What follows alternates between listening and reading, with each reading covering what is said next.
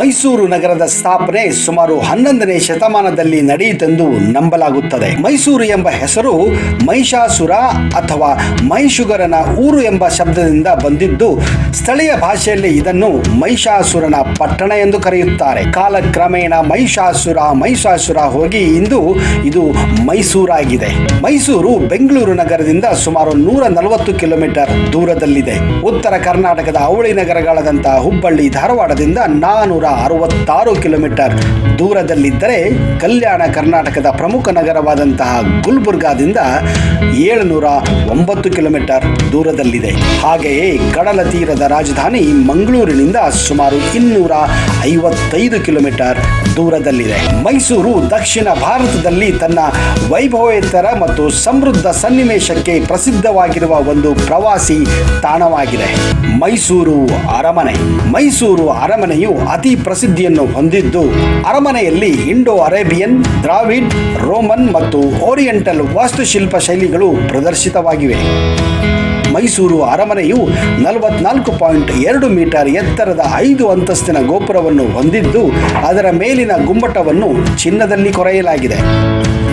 ನಿಜವಾಗಿಯೂ ಇದೊಂದು ಪ್ರಪಂಚದಲ್ಲಿ ಮಾನವ ನಿರ್ಮಿತ ಪ್ರವಾಸಿ ಆಕರ್ಷಣೆಯಾಗಿದ್ದು, ಪ್ರತಿಷ್ಠಿತ ಪತ್ರಿಕೆಯಾದ ನ್ಯೂಯಾರ್ಕ್ ಟೈಮ್ ಕೂಡ ಈ ತಾಣವನ್ನು ಜಗತ್ತಿನಲ್ಲಿ 31 ನೋಡಲೇಬೇಕಾದ ಪಟ್ಟಿಯಲ್ಲಿ ನಮೂದಿಸಲಾಗಿದೆ. ಇಲ್ಲಿಗೆ ಭೇಟಿ ನೀಡುವ ಪ್ರವಾಸಿಗರು ರಾಜವಂಶಸ್ಥರ ವೈಭವ, ಉಡುಗೆ ತೊಡುಗೆಗಳು, ಚಿತ್ರಕಲಾಕೃತಿ ಮತ್ತು ಉಪಯೋಗಿಸುತ್ತಿದ್ದ ಒಡವೆಗಳನ್ನು ಪ್ರತ್ಯಕ್ಷವಾದ ಪ್ರದರ್ಶನ ಕೋಣೆಯಲ್ಲಿ ಕಾಣಬಹುದು.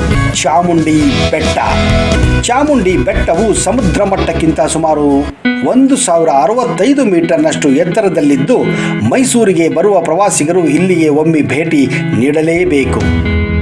ಚಾಮುಂಡಿ ಬೆಟ್ಟದ ಮೇಲೆ ಒಡೆಯರ ಮನೆ ದೇವತೆಯಾದ ಪಾರ್ವತಿಯ ಅವತಾರಿಣಿ ತಾಯಿ ಚಾಮುಂಡೇಶ್ವರಿಯ ದೇವಾಲಯವಿದೆ.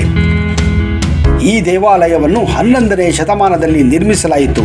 ನಂತರ ಮೈಸೂರಿನ ಅರಸರು 1827ರಲ್ಲಿ ಇದನ್ನು ದುರಸ್ತಿಗೊಳಿಸಿದರು.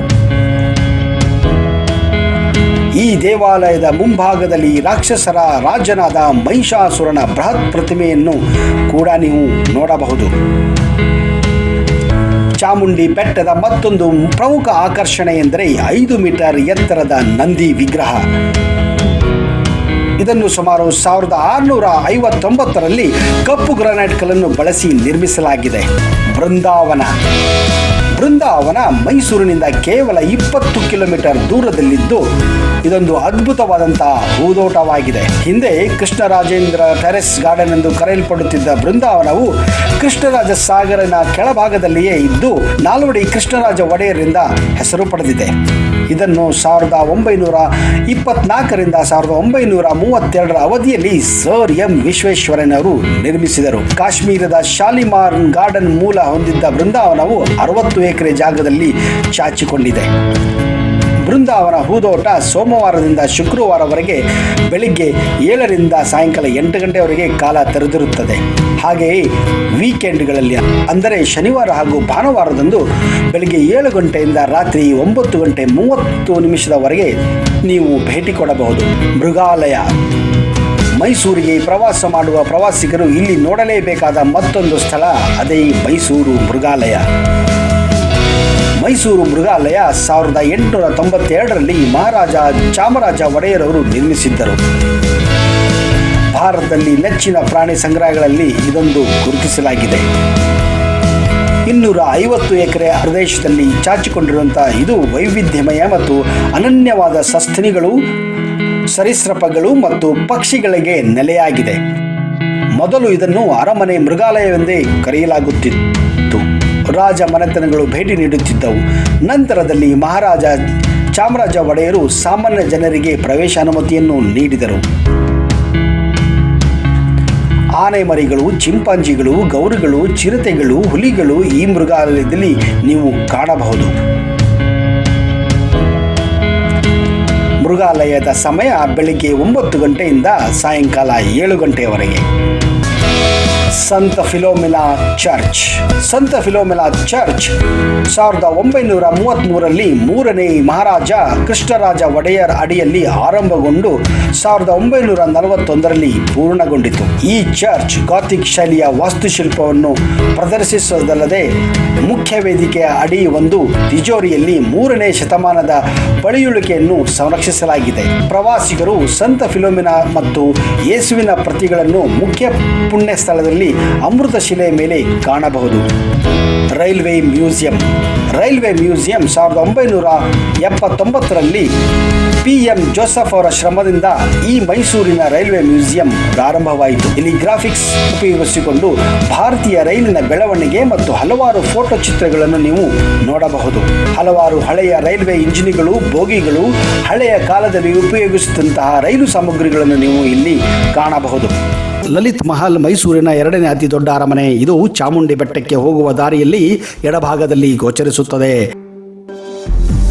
ಲಲಿತ್ ಮಹಲ್ ಮೈಸೂರು ನಗರದಿಂದ ಕಿಲೋಮೀಟರ್ ದೂರದಲ್ಲಿ ನೆಲೆಗೊಂಡಿದೆ. ಈ ಅರಮನೆಯು ನಾಲ್ವಡಿ ಕೃಷ್ಣರಾಜ ಒಡೆಯರ ಆದೇಶದಂತೆ 1921ರಲ್ಲಿ ನಿರ್ಮಿಸಲಾಯಿತು. ಇದನ್ನು ಮೈಸೂರಿನ ಮಹಾರಾಜರು ಆಗಿನ ಭಾರತದ ವೈಸ್ರಾಯ್ಗಳಿಗೆ ಉಳಿಯಲಿಕ್ಕೆ ನಿರ್ಮಾಣ ಮಾಡಿದ್ದರು. ಈ ಅರಮನೆಯನ್ನು ಎತ್ತರದ ಪ್ರದೇಶದಲ್ಲಿ ಕಟ್ಟಲಾಗಿದ್ದು, ಲಂಡನ್ನಿನ ಸಂತ್ ಫಾಲ್ಸ್ ಆರಾಧನಾ ಮಂದಿರ ರಚನೆಗೊಂಡ ಸಾಲುಗಳ ವಿನ್ಯಾಸವನ್ನು ಈ ಲಲಿತ್ ಮಹಲ್ ಅರಮನೆಗೆ ರೂಪಿಸಿದ್ದಾರೆ. ಈ ಅರಮನೆಯನ್ನು ಶುದ್ಧ ಬಿಳಿ ಬಣ್ಣದಿಂದ ಅಲಂಕೃತ ಮಾಡಿದ್ದಾರೆ. ಇದನ್ನು 1974ರಲ್ಲಿ ಪಾರಂಪರಿಕ ಹೋಟೆಲ್ ಆಗಿ ಪರಿವರ್ತನೆ ಮಾಡಲಾಯಿತು. ಈ ಲಲಿತ್ ಮಹಲ್ ಅನ್ನು ಮೈಸೂರು ಮಹಾರಾಜರು ತಮ್ಮ ಮುಖ್ಯ ಅತಿಥಿಗಳಿಗೆ ಹಾಗೂ ಅವರ ಆತಿಥ್ಯಕ್ಕೆ ನಿರ್ಮಾಣ ಮಾಡಿದ್ದರು. ಮೈಸೂರಿನ ಮುಖ್ಯ ಹೆಗ್ಗುರುತು ಚಾಮುಂಡೇಶ್ವರಿ ದೇವಸ್ಥಾನ. ಈ ಅದ್ಭುತ ದೇವಸ್ಥಾನ ಮೈಸೂರು ನಗರದಿಂದ ಸುಮಾರು 12 ಕಿಲೋಮೀಟರ್ ದೂರದಲ್ಲಿರುವ ಚಾಮುಂಡಿ ಬೆಟ್ಟದಲ್ಲಿದೆ. ಇದು ರಾಜಮನೆತನದ ಪೋಷಕ ದೇವತೆಯಾದ ಚಾಮುಂಡೇಶ್ವರಿಗೆ ಮೀಸಲಾದಂತಹ ದೇವಾಲಯವಾಗಿದೆ. 1827ರಲ್ಲಿ ಮಮ್ಮಡಿ ಕೃಷ್ಣರಾಜ ಒಡೆಯರು 1000 ವರ್ಷಕ್ಕೂ ಹಿಂದಿನ ಹಿನ್ನೆಲೆ ಇರುವ ದೇವಸ್ಥಾನದ ಜೀರ್ಣೋದ್ಧಾರ ಮಾಡಿ ಮಹದ್ವಾರದ ಮೇಲೆ ದೊಡ್ಡ ಗೋಪುರಗಳನ್ನು ಕಟ್ಟಿಸಿದರು. ಸಿಂಹಾಸನ ಒಂದನ್ನು ಮರದಲ್ಲಿ ನಿರ್ಮಿಸಿ ಕೊಡುಗೆ ನೀಡಿದರು. ಸಿಂಹವಾಹನವನ್ನು ರಥೋತ್ಸವ ಸಂದರ್ಭದಲ್ಲಿ ಬಳಸಲಾಗುತ್ತಿದ್ದು, ಇದರಲ್ಲಿ ದೇವಿಯ ಉತ್ಸವ ಮೂರ್ತಿಯನ್ನಿಟ್ಟು ರಥವನ್ನು ಎಳೆಯಲಾಗುತ್ತದೆ.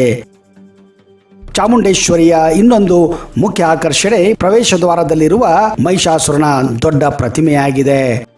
ಸ್ನೇಹಿತರೆ, ನೀವು ಒಂದು ವೇಳೆ ಚಾಮುಂಡೇಶ್ವರಿ ಬೆಟ್ಟವನ್ನ ಗಾಡಿಗಳ ಮೂಲಕ, ಬಸ್ಸುಗಳ ಮೂಲಕ ಅಥವಾ ಕಾರುಗಳ ಮೂಲಕ ಹೋಗದೆ ಬಯಸಿದಾಗ ನೀವು 1008 ಮೆಟ್ಟಿಲುಗಳನ್ನು ಹತ್ತಿ ಈ ಬೆಟ್ಟವನ್ನ ಏರಬಹುದು. ಹಾಗೆಯೇ ಏರುವಾಗ ಅದ್ಭುತವಾದಂತಹ ನಂದಿ ವಿಗ್ರಹವನ್ನು ನೀವು ಕಾಣಬಹುದು. ಸ್ನೇಹಿತರೆ, ಮೈಸೂರಿನ ಬಗ್ಗೆ ಒಂದೇ ಒಂದು ಕಂತಿನಲ್ಲಿ ಒಂದೇ ಒಂದು ವಿಡಿಯೋ ಮಾಡುವ ಮೂಲಕ ಏನನ್ನು ಹೇಳಲು ಸಾಧ್ಯವಿಲ್ಲ. ಆದ್ದರಿಂದ ಮೈಸೂರಿನ ಬಗ್ಗೆ ಇನ್ನೂ ಹಲವಾರು ವಿಡಿಯೋಗಳನ್ನು ಮುಂದಿನ ಕಂತುಗಳಲ್ಲಿ ಹೇಳೋಕೆ ಪ್ರಯತ್ನ ಮಾಡ್ತೀನಿ. ಅಲ್ಲಿಯವರೆಗೆ ಜೈ ಹಿಂದ್, ಜೈ Karnataka, and you take care.